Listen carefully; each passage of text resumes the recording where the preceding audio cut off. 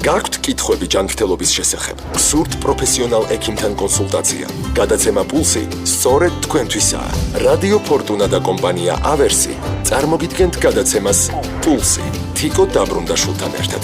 იყავით ჩვენთან ერთად და მიიღეთ კომპეტენტური პასუხები თუ რჩევები. პულსი ფორტუნას ეთერში.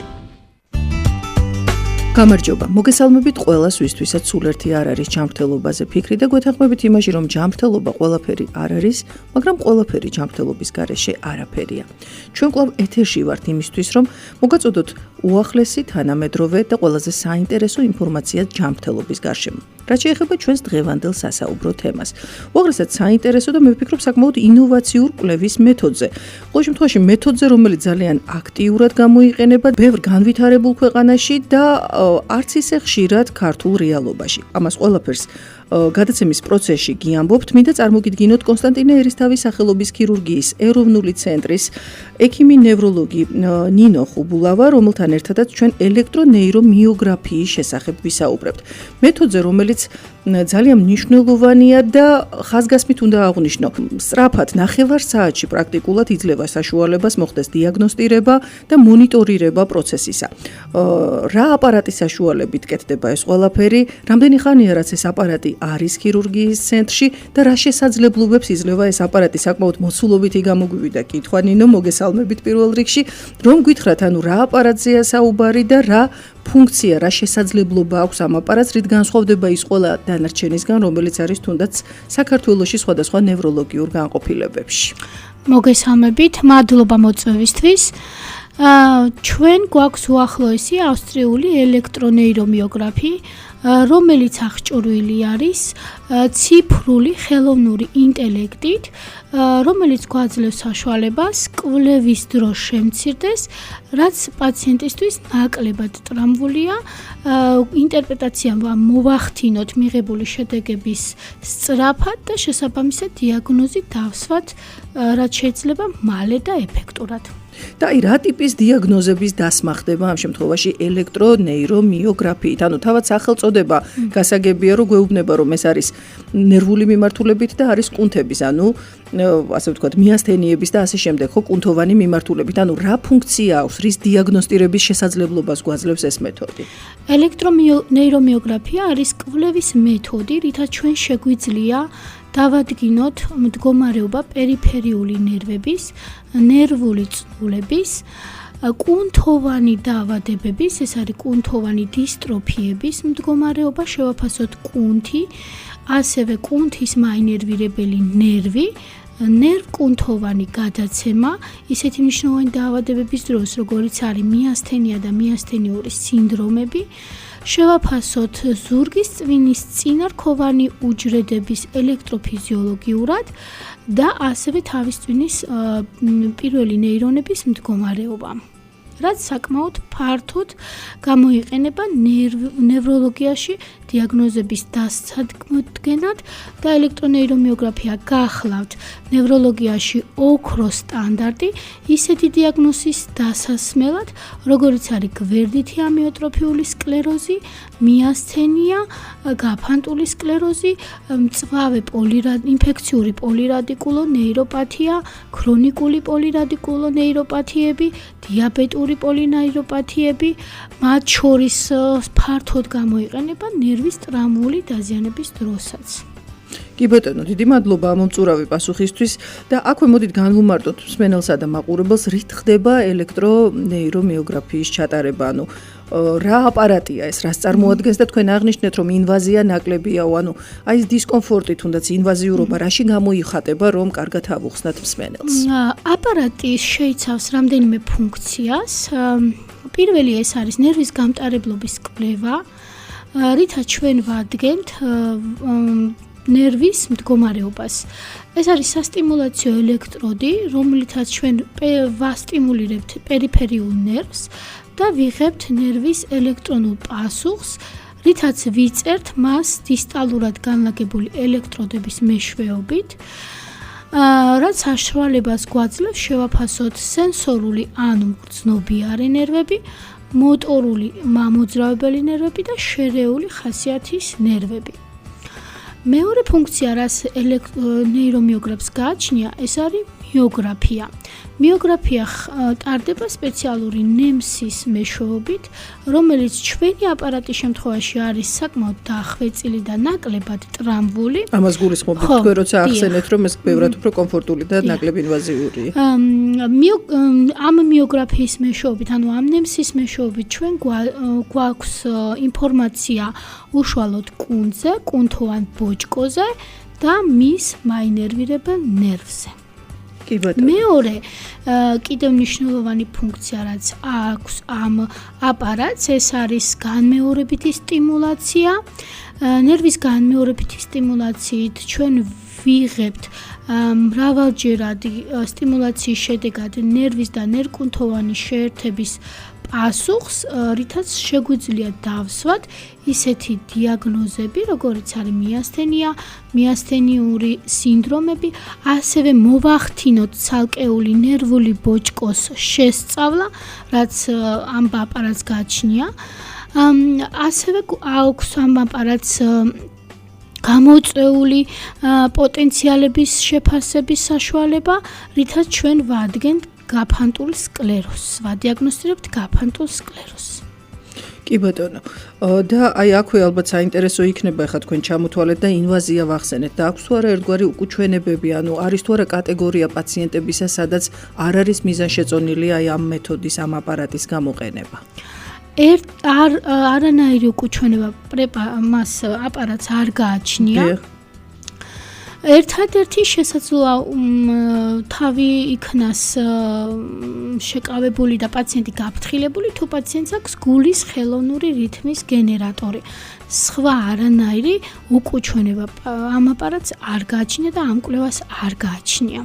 კი ბატონო. აი რამდენი ხანია რაც ქირურგიის ეროვნულ ცენტრში ეს აპარატი გაქვთ? მე ვიცი რომ თქვენ ფაქტიურად აი ამ აპარატის შეძენის დღიდან მუშაობთ ამ აპარატთან და ეს მაინტერესებს, ანუ ამ შემთხვევაში ნევროლოგი თავად აკეთებს ამ აპარატით აი ამ კვლევას და თავადვე უკეთებს ინტერპრეტირებას ამ აღნიშნულ კვლევას, ხო ალბათ ესეა?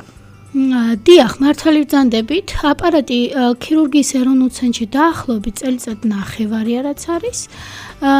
თვითონ ნევროლოგი აკეთებს ამ კვლევას, ახდენს იმ მაშინვე შედეგების ინტერპრეტაციას და დასკვნაც მაშინვე გაიცემა.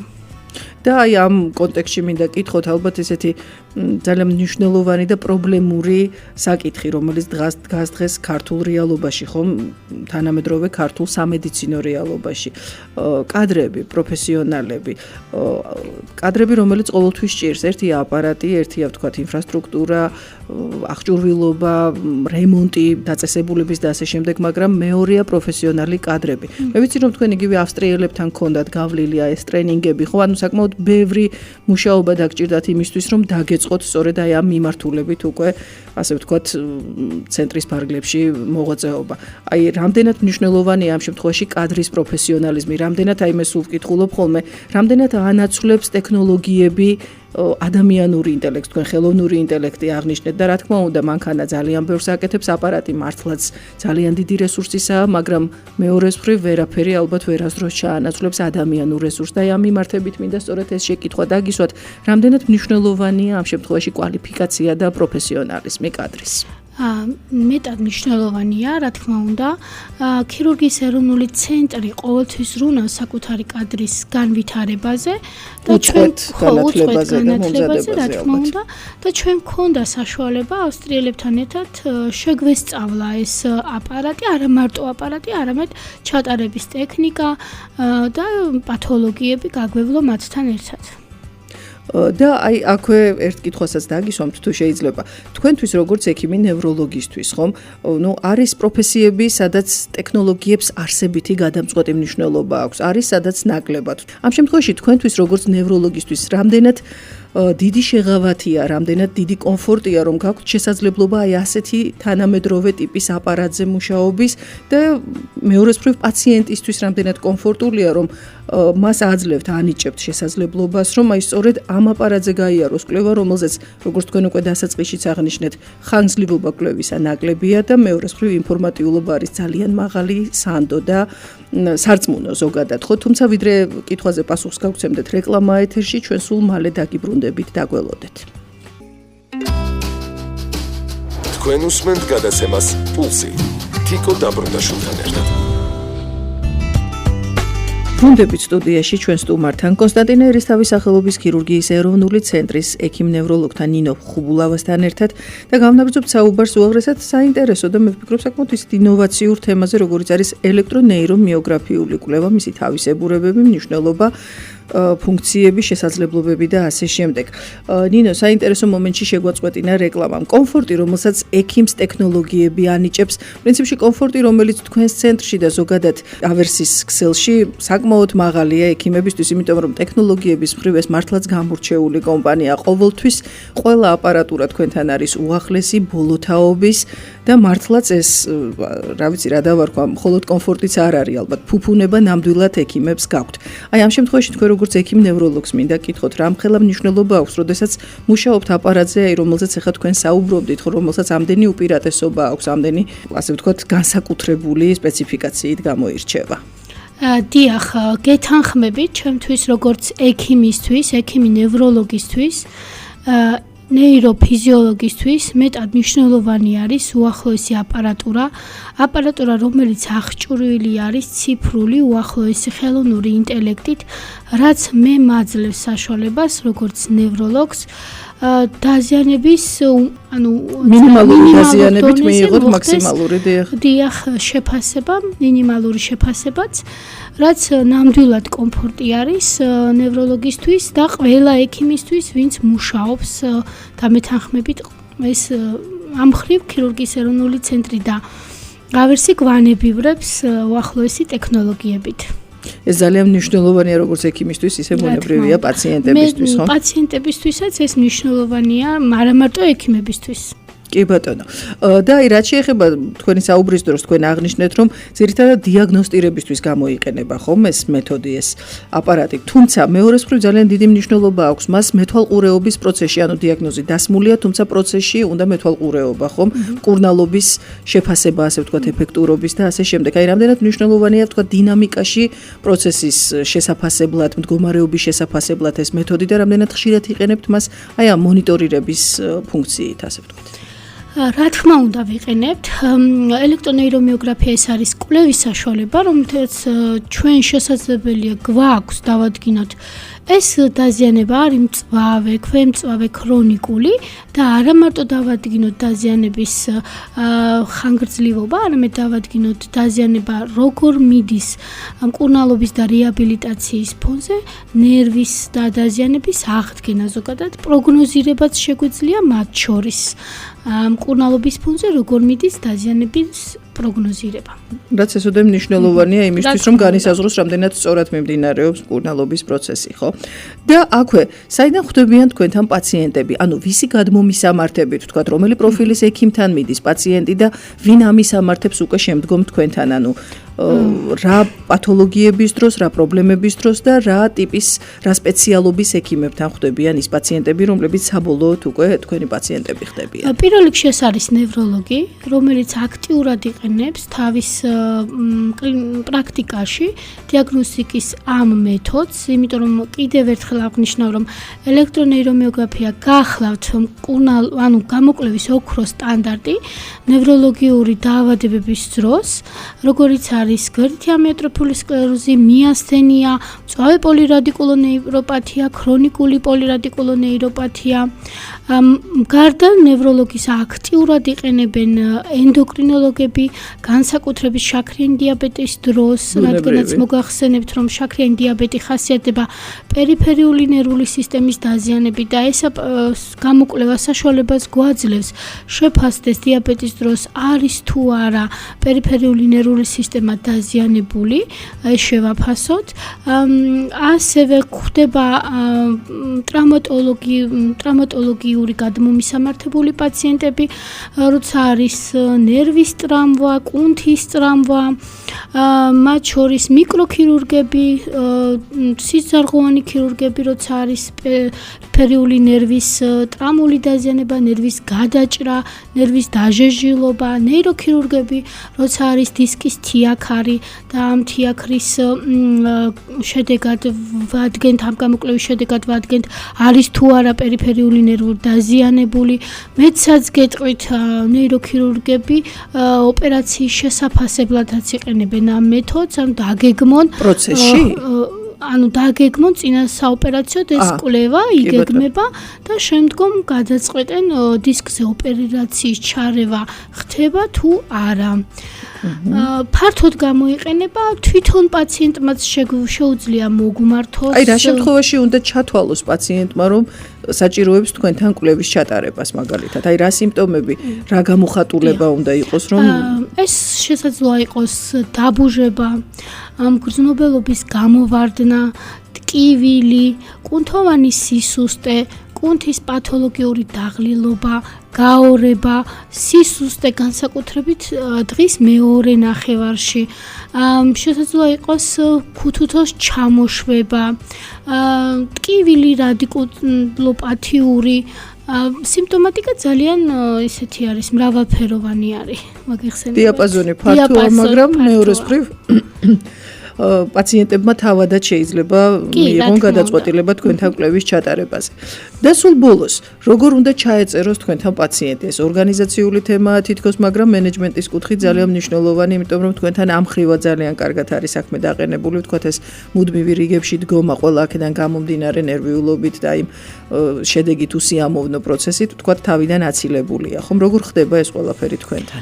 ქირურგიის ეროვნული ცენტრის ამბულატორიული სერვისი არის აღჭურვილი, რათა პაციენტს მოემსახუროს 24 საათის განმავლობაში, კვირაში 7 დღე, მათ შორის დასვენების დღეებშიც. პაციენტებმა ძალიან მნიშვნელოვანია. ხო, იმიტომ რომ ზოგიერთი მუშაობს და არ აქვს დაკავებული რეჟიმის პირობებში. პაციენტებმა უნდა დაარეკონ ცხელხაზზე 577-119-119 ჩაეწერონ წინასწარ, რათა თავი ავარიდოთ რიგს. ძალიან მნიშვნელოვანია და ძალიან სასიამოვნოა. ალბათ სწორედ ეს ყველაფერი აი ესეთი დაყენება საქმისა არის გარანტი და საბოლოოდ იმ შედეგის, რომელიც ახეზია, ხომ? მართლაც გამართული მუშაობა, აბსოლუტურად სწორად დაყენებულია ეს მართვა, კომფორტი პაციენტებისთვის და კომფორტი ექიმებისთვის ბუნებრივია, ხომ? კომფორტში მყოფი პაციენტი ეს თავისთავად ექიმის კომფორტია. ძალიან დიდი მადლობა მინდა გადაგიხადოთ სტუდიაში მობრძანებისთვის, ძალიან საინტერესო საუბრისთვის. მსმენელს კი შევახსენებ, რომ ჯანმრთელობაზე საუბრის მარათონი ტრადიციულად ტელეკომპანია პულსის ეთერში გაგრძელდება, ასე რომ იყავით ჩვენთან ერთად ჯანმრთელობის ტალღაზე, იფიქრეთ და ისაუბრეთ ჯანმრთელობაზე, ჯანმრთელობას გისურვებთ კარგად და ჯანმრთელად ბრძანდებოდეთ. ნახვამდის. გაქვთ კითხვები ჯანმრთელობის შესახებ? გსურთ პროფესიონალ ექიმთან კონსულტაცია? გადაცემა პულსი სწორედ თქვენთვისაა. რადიო ფორტუნა და კომპანია ავერსი წარმოგიდგენთ გადაცემას პულსი. თიკო დაბრუნდაშვილთან ერთად. იყავით ჩვენთან ერთად და მიიღეთ კომპეტენტური პასუხები თუ რჩევები. პულსი ფორტუნას ეთერში.